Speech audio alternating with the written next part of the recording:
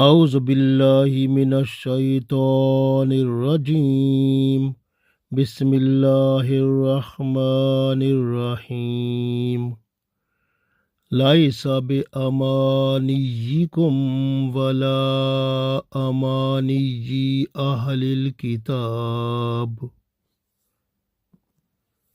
من یعمل سوءا یجز به ولا یجد له من دون اللہ ولیا ولا نصیرا۔ عزیز دوستو، السلام علیکم ورحمۃ اللہ وبرکاتہ۔ سورہ نساء آیت نمبر 123 تلاوت کی ہے۔ اس آیت میں اللہ تعالیٰ ارشاد فرماتے ہیں کہ آپ جتنی بھی امیدیں رکھتے ہیں کہ قیامت کے دن آسانی سے آپ جنت میں چلے جائیں گے، یہ آپ لوگوں کے خواب خیال ہیں۔ اسی طرح اہل کتاب والے بھی جو ہیں، یعنی عیسائی اور یہودی بھی، وہ بھی ایسی امیدیں رکھتے ہیں کہ ہم جنت میں چلے جائیں گے کیونکہ ہم اللہ کے محبوب ہیں۔ اللہ فرماتا ہے ایسی بات نہیں ہے، بلکہ وہاں تو معاملہ ایسے ہوگا کہ جس نے نیکی کی ہوگی وہ نیکی کا اجر پائے گا، اور جس نے برائی کی ہوگی وہ برائی کی سزا پائے گا، اور وہاں پر اللہ کے سوا کوئی مددگار یا دوست نہیں ہوگا۔ اس لیے دنیا میں بہترین وقت ہے، یہاں پر آپ ہر وہ کام کریں جو قیامت کے دن آپ کو فائدہ دینے والا ہے۔ پڑھتے ہیں، ارشاد باری تعالیٰ ہے، لیسا کا مطلب نہیں، بے امانیکم، تمہاری امیدیں، تمہاری آرزویں کوئی فائدہ نہیں دینے والی، ولا اور نہ، امانی نہ امیدیں، اہل الکتاب اہل کتاب کی، یعنی اہل کتاب والے بھی امیدیں رکھتے ہیں اور تمہاری بھی امیدیں ہیں، ان پر کامیابی کا دار و مدار نہیں ہے۔ اصول کیا ہے؟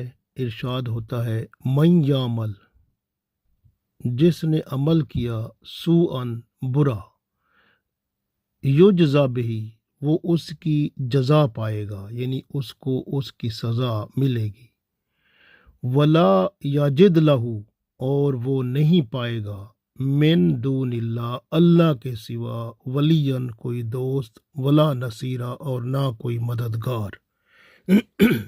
وہاں پر نہ کوئی اللہ کے سوا مددگار ہوگا اور نہ کوئی دوست ہوگا۔ تو ارشاد باری تعالیٰ اس آیت میں ہوا کہ مسلمانوں کو ارشاد ہوا، لیسا بامانیکم ولا امانی اہل الکتاب من یعمل سوءا یجزا بہ ولا یجد لہ من دون اللہ ولی ولا نصیرا۔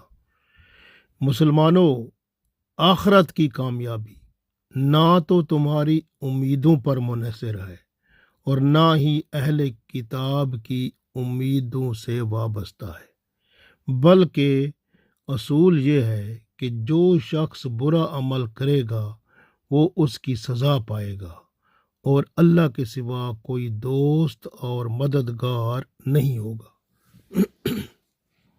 جب یہ آیت نازل ہوئی، اکثر صحابہ کرام رضوان اللہ علیہم اجمعین بہت پریشان ہو گئے۔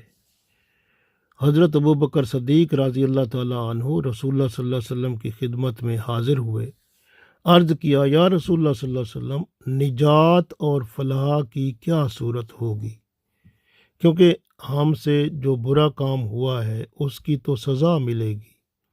رسول اللہ صلی اللہ علیہ وآلہ وسلم نے فرمایا، اے ابو بکر رضی اللہ تعالیٰ عنہ، اللہ تیری مغفرت کرے، کیا تجھے کوئی تکلیف نہیں پہنچتی؟ کیا تجھے کوئی غم نہیں ہوتا؟ حضرت ابو بکر صدیق رضی اللہ تعالیٰ عنہ نے عرض کیا، یا رسول اللہ صلی اللہ علیہ وسلم، ہاں ایسا تو اکثر ہوتا رہتا ہے۔ رسول اللہ صلی اللہ علیہ وسلم نے ارشاد فرمایا، یہی تو جزا ہے، یعنی جس کا ذکر اس آیت میں کیا گیا ہے۔ گویا کتنے سارے گناہ ہوتے ہیں، وہ بندے کو جو تکلیف ہوتی ہے، دکھ پہنچتا ہے، غم ہوتا ہے، اس کی وجہ سے بہت سارے گناہ اللہ معاف کر دیتا ہے۔ بہت گناہ اسی طرح مٹ جاتے ہیں۔ دنیا میں جو تکلیفیں اور مصیبتیں آتی ہیں وہ خطاؤں کا کفارہ ہوتی ہیں، یہاں تک کہ کانٹا بھی چبھتا ہے وہ بھی کسی گناہ کی معافی کا ذریعہ بن جاتا ہے۔ حضرت ابو ہریرہ رضی اللہ تعالیٰ عنہ نے روایت کیا کہ یہ آیت مسلمانوں پر بڑی شاق گزری تو رسول اللہ صلی اللہ علیہ وسلم نے ارشاد فرمایا، گھبراؤ نہیں، مسلمانوں کو جو تکلیف یا مصیبت آتی ہے وہ گناہوں کا کفارہ ہوتی ہے۔ اکثر گناہوں کی سزا ایمان والوں کو دنیا میں مل جاتی ہے۔ بندہ غلطی گناہ کرنے پر فوراً صدقہ خیرات کرے اور توبہ استغفار کرے تو اللہ کی رحمت سے گناہ معاف ہو جاتے ہیں، وہ بندہ بچ جاتا ہے۔ ہاں اگر حقوق العباد میں کسی کا نقصان کیا ہے تو اس کا حق واپس کرے، پھر اللہ سے توبہ استغفار کرے تو اللہ معاف کر دیتا ہے۔ گناہ کبیرہ کے نہ کرنے سے، یعنی کوئی بڑا گناہ ہے، بندے کو موقع مل گیا ہے، یعنی برا گناہ کرنے کا، لیکن بندہ اللہ سے ڈر گیا، اس نے بڑا گناہ کبیرہ گناہ نہ کیا، اللہ تعالیٰ اس بڑے گناہ کے نہ کرنے سے چھوٹے گناہ معاف فرما دیتا ہے۔ جس طرح آپ دیکھیں وضو کرنے سے بہت سارے چھوٹے گناہ معاف ہو جاتے ہیں۔ ایک نماز سے دوسری نماز تک یعنی بندہ جب دوسری نماز تک جاتا ہے تو درمیان میں جو گناہ چھوٹے سے ہوتے ہیں وہ بھی معاف کر دیتا ہے۔ اسی طرح ایک جمعے سے دوسری جمعے تک گناہ اللہ معاف کر دیتا ہے۔ اسی طرح سے ایک عید سے دوسری عید تک، ایک رمضان سے دوسرے رمضان تک اللہ گناہ معاف کر دیتا ہے۔ بعض اوقات نفل روزے بندہ رکھتا ہے، یا جیسے عرفہ کا روزہ ہوتا ہے، محرم کے 10ویں 9ویں 10ویں کا روزہ رکھتا ہے، اسی طرح نفل نمازیں ہوتی ہیں، یہ بھی بہت سارے گناہوں کو معاف کرنے کا ذریعہ بنتے ہیں۔ یہودی یہ کہتے تھے کہ ہم اللہ کے چہیتے ہیں، ہم اللہ کے خاص بندے ہیں، تو ہمیں اللہ تعالیٰ جہنم میں نہیں بھیجے گا، ہمیں اللہ تعالیٰ بخش دے گا، ہم جنت میں چلے جائیں گے۔ اسی طرح جو عیسائی ہیں وہ کہتے ہیں حضرت عیسیٰ علیہ السلام سولی پر چڑھ کر ہمارے سارے گناہوں کا کفارہ ادا کر چکے ہیں، بس ہمیں قیامت میں اب کوئی عذاب نہیں ہوگا، ہمیں جہنم میں نہیں بھیجا جائے گا، ہمیں تو ڈائریکٹ یعنی جنت میں ہی داخل کر دیا جائے گا۔ تو اللہ تعالیٰ نے واضح فرما دیا، یہ جو تمہارے خیال اور امیدیں اور آرزوئیں ہیں یہ کبھی پوری نہیں ہوں گی۔ جس نے گناہ کیا ہوگا، جو برائی کی، من یعمل سوءً یجزا بہ، جس نے گناہ کیا ہوگا وہ ضرور اس کی سزا پائے گا۔ تمہاری امیدیں کام نہیں آئیں گی۔ ہاں البتہ جو کامیابی ہے وہ آخری پیغمبر رسول اللہ صلی اللہ علیہ وآلہ وسلم کی شریعت پر ایمان کامل اور اعمال صالح کے ساتھ جڑی ہوئی ہے۔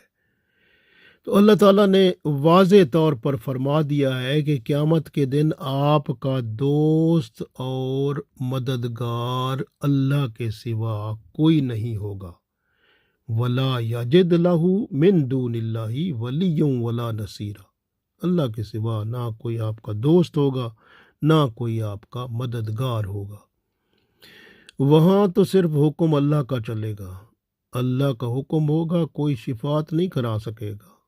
ہاں جس کو اللہ اجازت دے تو وہ اللہ کے ساتھ منسلک ہے۔ تو اس لیے آج ہی آپ اللہ کے ساتھ تعلق قائم کر لیں، اللہ کے ساتھ دوستی بنا لیں، اللہ کے فرما بردار بن جائیں تو دنیا اور آخرت دونوں کو سنوار لیں، کیونکہ قیامت والے دن چھوٹی سے چھوٹی نیکی بھی آپ کے پاس سامنے موجود ہوگی، چھوٹی سے چھوٹی برائی بھی آپ کے سامنے ہوگا، ذرا ذرا کا حساب ہوگا، جیسے اللہ نے فرمایا وَمَن يَعْمَلْ مِثْقَالَ ذَرَّةٍ خَيْرًا يَرَهُ وَمَن يَعْمَلْ مِثْقَالَ ذَرَّةٍ شَرًّا يَرَهُ، یعنی جو چھوٹے سے چھوٹی برائی ہے یا چھوٹے سے چھوٹی نیکی ہے وہ بھی وہاں آپ کے سامنے لائی جائے گی۔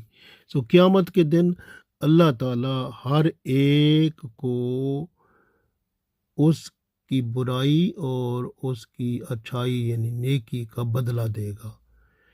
تو اس لیے یاد رکھیں کہ دنیا دارالعمل ہے، یہاں پر عمل کر کے اپنی گناہوں کو کم کریں، توبہ استغفار کریں، اللہ کے ساتھ دوستی قائم کریں، تعلق قائم کریں، کیونکہ بعض اوقات ایسے بھی ہوتا ہے جیسے بیماریاں ہوتی ہیں، بعض بیماریاں گناہوں کو ہم سے جدا کر دیتی ہیں، بعض پریشانی آتی ہے تو اس سے بھی گناہ معاف ہو جاتے ہیں، بخار چڑھتا ہے تو اس سے گناہ معاف ہو جاتا ہے، اسی طرح سے بعض اوقات